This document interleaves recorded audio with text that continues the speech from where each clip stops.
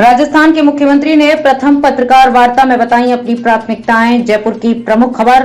राजस्थान के मुख्यमंत्री भजनलाल शर्मा ने शपथ ग्रहण करने के तुरंत बाद सचिवालय में पहुंचकर पदभार संभाला। इसके उपरांत अधिकारियों की बैठक ली तथा मुख्यमंत्री कार्यालय में उपस्थित पत्रकारों के साथ अपनी पहली पत्रकार वार्ता को संबोधित करते हुए उनकी सरकार द्वारा 5 वर्षों में किए जाने वाले प्रमुख कार्यों की प्राथमिकताएं बताई। सुने राजस्थान प्रदेश के मुख्यमंत्री भजनलाल शर्मा ने पत्रकार वार्ता में क्या कुछ कहा।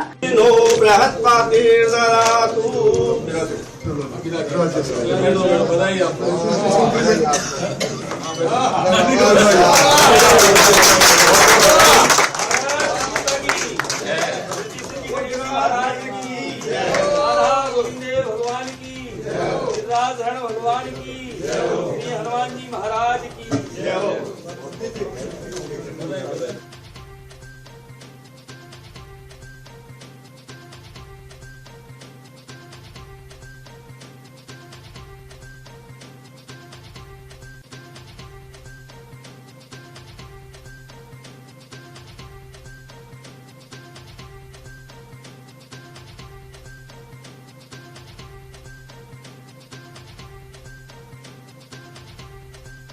सभी को नमस्कार।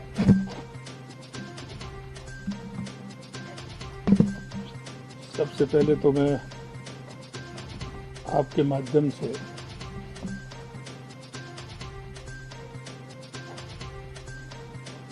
देश के यशस्वी प्रधानमंत्री नरेंद्र मोदी जी का,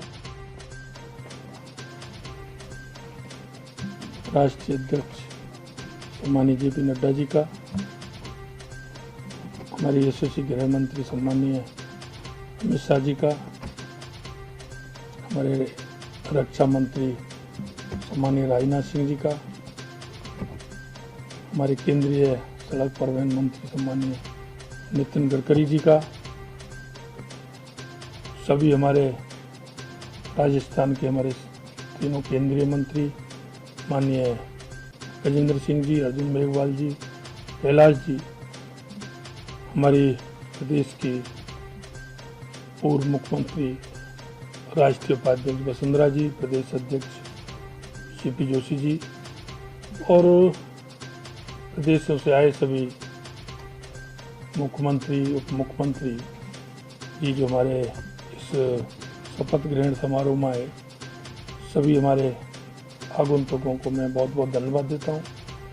और मेरे परिवारी जन राजस्थान के सभी जो मेरे कार्यकर्ता हैं, वो शपथ ग्रहण में शामिल हुए, उन सभी को भी मैं बहुत बहुत धन्यवाद देता हूं।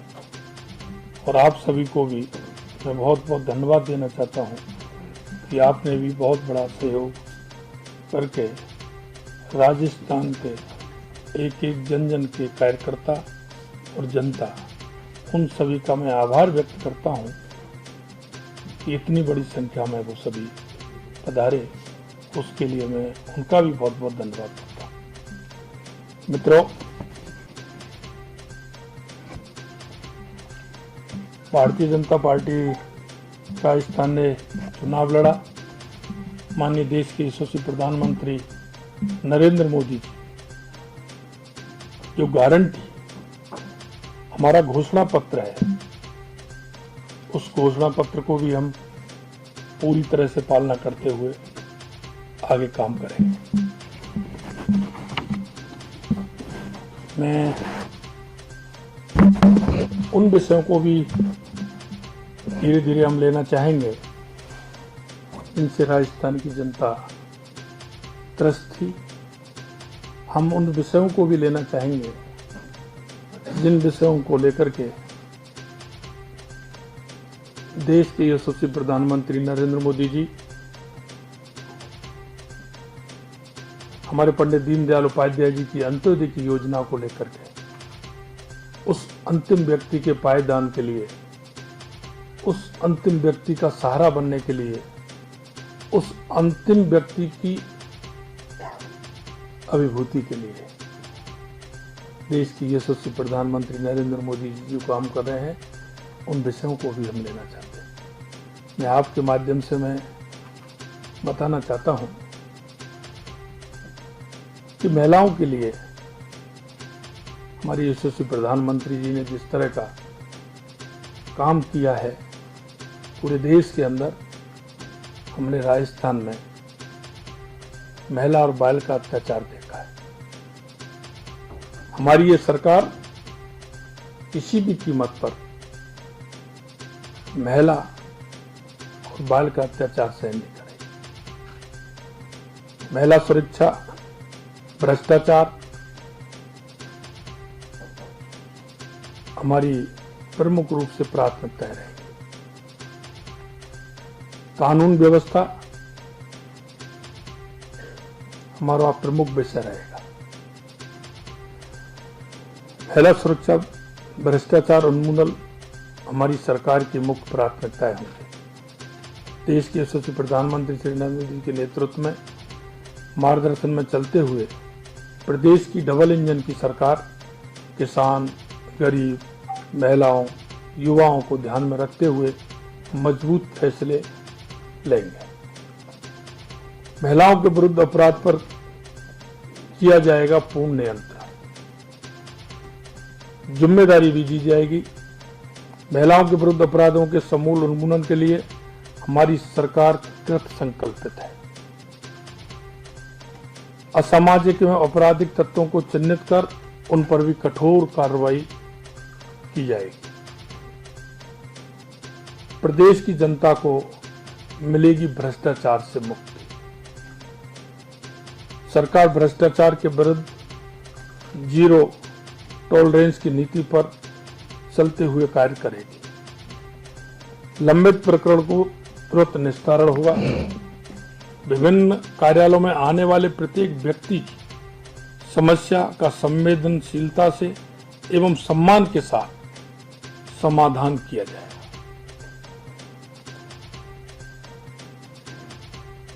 भ्रष्टाचार की जवाबदेही भी तय की जाएगी। पेपर लीक मामले की जांच के लिए एसआईटी का गठन किया जाएगा। बृहद स्तर पर पेपर लीक की घटना सामने आई है। इसमें प्रदेश के युवाओं को मनोबल टूटा है। आज ही हमने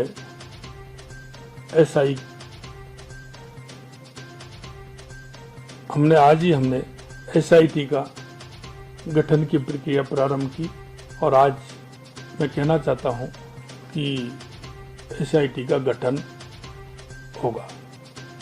पेपर लीक के मामले में के लिए जांच एसआईटी की गठन करने का निर्णय लिया है। प्रदेश के युवाओं की शक्ति के भविष्य के साथ जो खिलवाड़ करने वाले अपराधियों को सख्त सजा मिलेगी, क्योंकि उन युवाओं का भविष्य अंधकार में जिन्होंने डालने का काम किया है, ये सरकार किसी कीमत पर उनको बख्शने वाली नहीं। भविष्य में कोई पेपर लीक की घटना ना हो, ये सुनिश्चित किया जाएगा। जिन्होंने किया है उनको छोड़ा नहीं जाएगा। एंटी गैंगस्टर टास्क फोर्स की भी घोषणा करते हैं। संगठित अपराध उन्मूलन के लिए एडीजीपी अधिकारी के नेतृत्व में एक विशेष कार्यदल एंटी गैंगस्टर टास्क फोर्स का गठन किया जाएगा। प्रदेश के अंदर किसी भी तरह का अपराध नहीं होने दिया जाएगा। सख्त कार्रवाई की जाएगी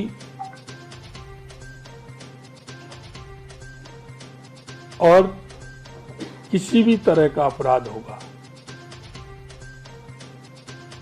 उसके खिलाफ कार्रवाई होगी। जैसा मैंने कहा, देश के यशस्वी प्रधानमंत्री नरेंद्र मोदी जी पंडित दीनदयाल उपाध्याय जी के अंत्योदय की योजना को लेकर के कल 16 दिसंबर को पूरे राजस्थान के अंदर विकसित भारत संकल्प यात्रा से जनता तक पहुंचेगी। जन कल्याणकारी योजना है। मैं आपके माध्यम से मैं बताना चाहता हूं कि माननीय प्रधानमंत्री जी का ये ड्रीम प्रोजेक्ट पंडित दीनदयाल उपाध्याय के अंत्योदय को लेकर के जो उन्होंने पूरे देश के अंदर उन गरीब परिवारों को चिन्हित करने का भी काम किया है और उनको उन योजनाओं का लाभ देने का भी काम किया है।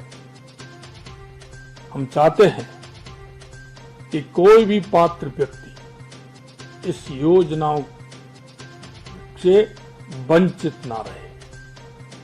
इसके लिए भी हमने एक प्रदेश के अंदर एक मॉनिटरिंग कमेटी का गठन किया है कि प्रतिदिन कितने पात्र लोगों को लाभ देने का काम किया है। ये काम सिर्फ पेपर पर नहीं होगा, ये काम जनता के बीच में जाकर के जो हमारा विकसित भारत संकल्प यात्रा है इसके माध्यम से पूरे प्रदेश के अंदर होगा। देश के यशस्वी प्रधानमंत्री श्री नरेंद्र मोदी के विजन पर चलते हुए भारत विकासशील से विकसित देश बनने की ओर तेजी से अग्रसर हो रहा है। यात्रा के तहत प्रदेश में सभी लाभार्थियों तक जन कल्याणकारी योजनाओं की पहुंच सुनिश्चितता की जाएगी। सभी पात्र व्यक्तियों को योजनाओं से जोड़कर उनके जीवन स्तर को ऊपर उठाकर उनके सशक्तिकरण का कार्य करेगी। यात्रा के द्वारा अब तक सरकारी योजनाओं के लाभ से वंचित सभी प्रदेशवासियों को लाभान्वित किया जाएगा। किसी भी प्रकार से अगर कोई पात्र व्यक्ति छूटता है तो इसकी जिम्मेदारी भी तय की जाएगी कि वो पात्र व्यक्ति किस कारण से छूटा गया। मैं आपके माध्यम से इतना निवेदन करना चाहता हूं, ये हमारी सरकार अंत्योदय गरीब कल्याण के लिए उस अंतिम पायदान पर बैठे उस व्यक्ति के लिए जिसको आवश्यकता है, उस आवश्यकता की पूर्ति के लिए और उस पात्र व्यक्ति को उसका पूर्ण रूप से विकास की माननीय नरेंद्र मोदी जी की योजनाओं का लाभ मिले, ये सुनिश्चितता हमारी सरकार करेगी। मैं आपको आज इतना ही, समय समय पर आगे और भी हमारे जो काम है उनके बारे में आपको जानकारी दी जाएगी। आपके माध्यम से मैं इतना ही, सभी को नमस्कार, जय हिंद, जय भारत।